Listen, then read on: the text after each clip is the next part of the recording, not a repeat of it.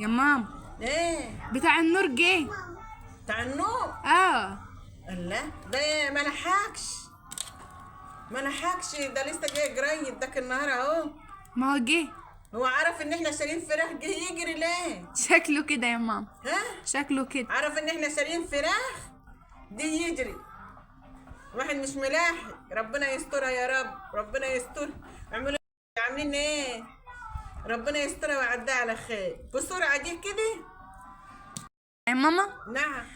انت بتقولي خلي الراجل الشهر ده، انت عمرك ما بتتأخري على المية ولا الكهرباء ولا اي عمري حاجة؟ يا بنت ما كنت بتأخر عن المية ولا خلاها شهرين ولا المية ولا النور على ولا اي طول. حاجة ما خالص، إيه. ولا بتحبي يكون عليكي جنيه لحد؟ ايوه صدقيني. بس بقى الشهر ده علشان احنا ايه الحمام متكسر والاوضه بتاعتي ومتبهدله وبيعوزوا بقى مصاريف بالهبل. عايزين مصاريف ياما.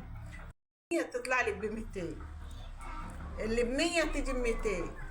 فالحمد لله الحمد لله يا بنت. خير وحيد الله. واعملوا له لايك يا غاليين يا رب، اعملوا له لايك. يا حلاوتها يا حلاوتها يا حلاوتها، ده بترقص فرحانه. فرحانين عندنا فراخ النهارده. يا حلاوه يا حلاوه الفرخه. يا ماما، نعم. يعني انت جايبة فراخ وجايبة بدل الفرخة فرختين اهوت ومكسلة تدفعي النور؟ احسدينها بقى، احسدي. مكستله ايه؟ انا مش مكستله يا بنتي. انا لقيت راجل معدي فراخ الحمراء 140، ده امهات، ده لما تيجي تسويهم بيبقوا كده كشتين. ودي امهات بيضه وحمراء. الحمراء قال لي الواحده ب 100 و140، والبيضه ب 120.